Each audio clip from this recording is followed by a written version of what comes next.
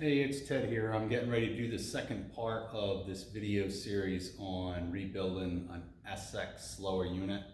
So I've already cleaned all of the parts internally. I've cleaned the case, the gears, the shafts, everything's prepped for reassembly. So I'm going to get into actually measuring the gears in this video and determining the shims to put back in the case.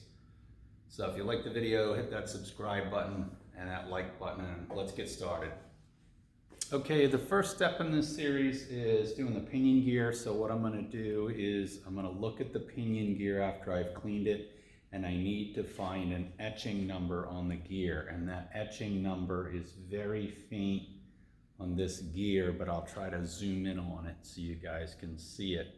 So it's like -6. So that number for American drives is in thousandths of an inch. So I want to write down that my gear etching number is -6, which is going to mean I'm going to subtract 6 thousandths from my measurements. The next gear I want to look at is my forward gear to determine what my etching number on that gear is. So to find the etching number on the forward gear, we're going to look on the gear right in the center of the gear, and it's actually a -2 on this gear. So I'm going to write down my forward gear is -2, and again we're going to subtract that from the shim calculation. All right, so what I did was to create a holder tool was I took the intermediate drive shaft between the lower and the upper, and I cut it in half, and I welded a piece of angle stock so I can clamp that in the vise. That works really good to hold this, because we have to torque the nut when we shim this to 150 to 160 foot-pounds. We really need something strong to hold this in position instead of just the spline socket. The next part is to take and put a little oil on the bearing, on the lower bearing, and take the race that we took out of the case with the shims underneath it, and we're going to place that down on top of the bearing. I then need a special tool. That special tool part number is 385098, and that tool is going to go down on top of the bearing, and it's going to sit on top of the bearing like this, and that is going to give us a slot where we're going to measure from this slot to on the pinion gear when we torque it down. So what we're going to do then is we're going to take that pinion gear and we're going to put that pinion gear on here. We're going to take our nut and put the nut on here. When final assembly, I just like to put a drop of Loctite on this, just because I want to make sure that's not going to come out. All right. And then what I'm going to do is I'm going to torque that nut to 150 to 160 foot-pounds. And I'm using a 28 millimeter socket. I believe the equivalent is 1 1/8 inch for this nut. So I've still got to torque this to 150 foot-pounds.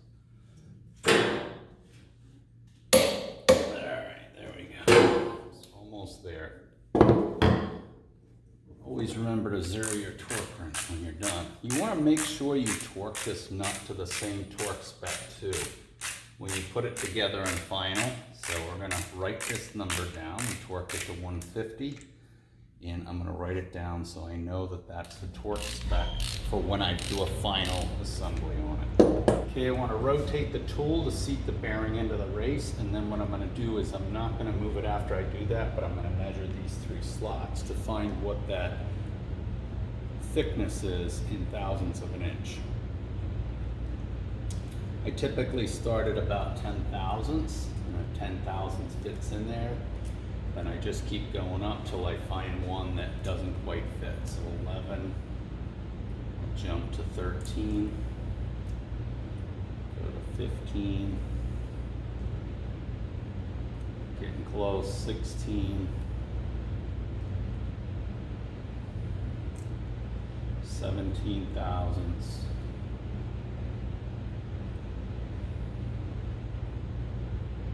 so we're right there. I think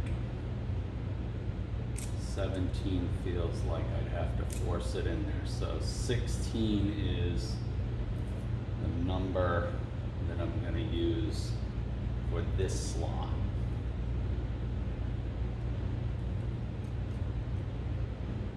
So 16, 17 doesn't go. So I got the first one at 16. Let's try 16 over here. And 16 feels like it goes. And then over here, we'll try 15. Yeah, 14. So 13 goes in there. Easy. But 14 doesn't. So I'm going to call that one 14. 13's real loose. Within a thousandths, it won't make any difference. This side's 15's loose. 16 makes it. And this side, I think, is 15. And 16's tight. So between 16, 14, 15, and 16, I'm going to average it out to 15,000. So my feeler gauge measurement for my pinion gear is 15,000. So I'm going to go write that down. Okay, I've measured the pinion gear. I have 15 thousandths and I have a etching number of -6. I've written that down. We'll do the calculations in a minute. The next thing I want to do is I want to measure my forward gear. Now the book tells you you're going to take the race that we pulled out of the case. That race has the shims in the case behind it. So we don't do any measurements with the shims. The shims stay out of the way. We're going to measure the gear to the case. So I'm going to seat that bearing on there, and then it tells me to take this special tool and place the tool down on top of the bearing with the recessed side facing down. It's important that you follow the directions in the book. Seat that bearing a little bit, just lightly push down, center that, and I'm going to measure in a couple places from that fixture down to the gear. First dimension is 0.597. I'll write that down. 0.597. Gonna go ahead and try it in another position here, down to the gear surface. 0.598. And one more spot I like to do, 598. So I have 598, 598, and 597. I'm gonna average that to 0.598. So in the book, you have this tool thickness and this tool thickness being 0.500. I have to subtract the thickness of this tool from my dimension. So that gives me 0.598 minus the tool thickness, 0.500. It gives me a new number of 0.098. I then go back into the book because I can't do this without it. And I'm going to look in the book and it's going to tell me that from that measurement I subtract that, and I'm going to add or subtract that shimming allowance. That shimming allowance was for my forward gear was -2. Now -2 on the gear corresponds to thousandths of an inch. So -2 becomes -0.002. And I'm going to write that number down, -0.002. That gives me 0.096. So I now have 96 thousandths of an inch. And then what I'm going to do is flip the page in the book. And it says subtract the total figure, which we just measured, from the nominal dimension of 0.106. So then at this point, what I'm going to do is do my final calculation, which is 0.106 minus 0.096 gives me 0.010. So I need 10,000 behind that race in the case for my forward gear. So that's that dimension. Now let's go back to the pinion gear. So I have now my pinion gear dimensions to do. So I had an average measurement of 0.015 feeler gauge measurement. And then I have an etching number of -6. So -6 again for my etching number turns into thousandths of an inch. So I'm going to subtract 0.006 from that dimension, and that gives me a new value, 0.009 thousandths of an inch.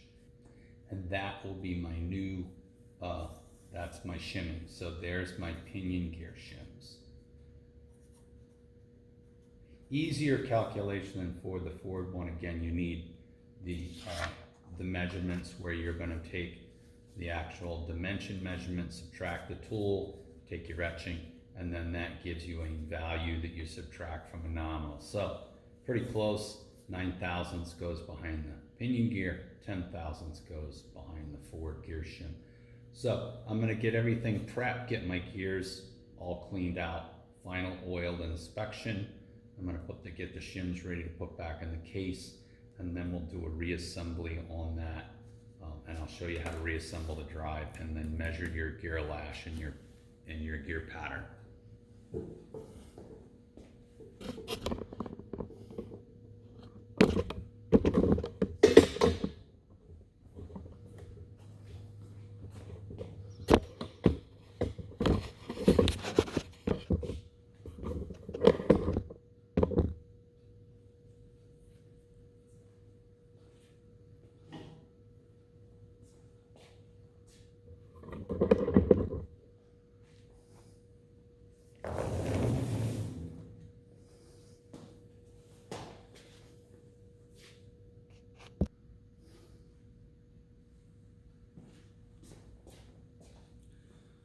Okay, so the other thing is the carrier seals, which are prop shaft seals. You need to change those, and in the book it shows you to take a screwdriver, put this on the table, and drive the seals out.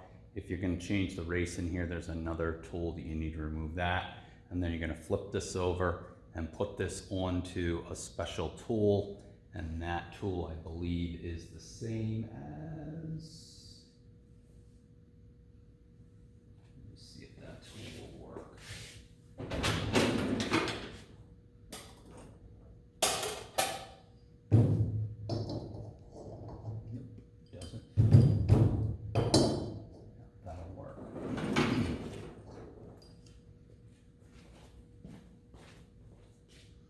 So to press the seals back in, I typically use the same tool that's used for DPS. That part number is 3855926, and I put the recess down, side down, so that this will fit on top of it, and then I can press those seals back in. You need a few tools for that. You need special tool 3850619, which is the same tool that fits to take the race out. Make sure that fits.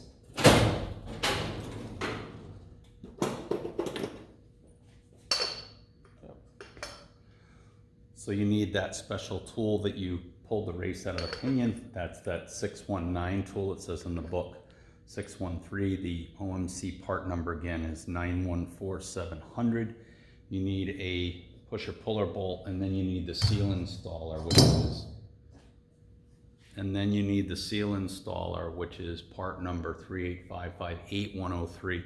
That's a new seal installer for the new seal design, and then that gets pressed back in and presses those seals back in. The tool, you have to have the tool to set the seal at the proper depth in the case. So I'm going to change. I've already changed those seals. I'm ready to start my reassembly.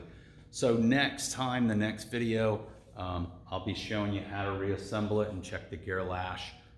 Stay tuned for part 3 and hit that subscribe button.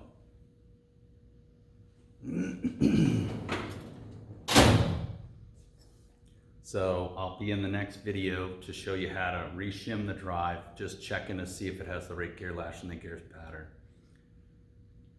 To see if it has the right gear lash and the right gear pattern. So stay tuned for part 3.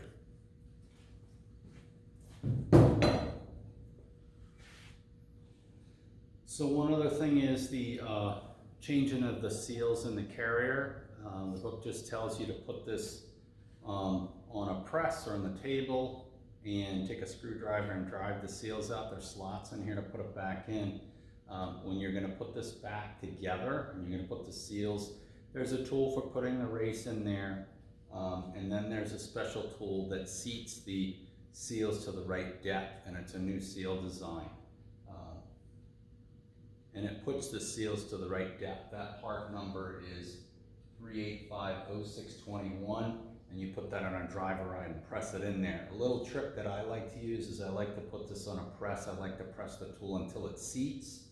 And what I'm going to do is I'm going to use the original tool from the DPS drive carrier, and that part number is 3855926. and I put that recessed side down on a press, and then this will fit right on top of it. So you can protect this while you're pressing that in there. The other tool that you'll need is you'll need the guide plate, which is the same tool for pulling the pinion race out. That part number is Volvo's 3850619, not 613, and 914700 is the OMC part number. I always want to make sure these fit. So yes, that fits in there just right, so I know that that's the right tool, and then I can press those seals back in. All right, so I've gone over the shimming measurements for the gears, seal replacement. There's no seal up here on the bearing. There's an O-ring up where the vertical drive shaft attaches to the upper gear. Stay tuned for the third part of this video series, which is going to be actually putting it back together, measuring the gear lash and the gear pattern. That will be the final one for this. If you like the video, hit that subscribe button, and I'll see you in the future.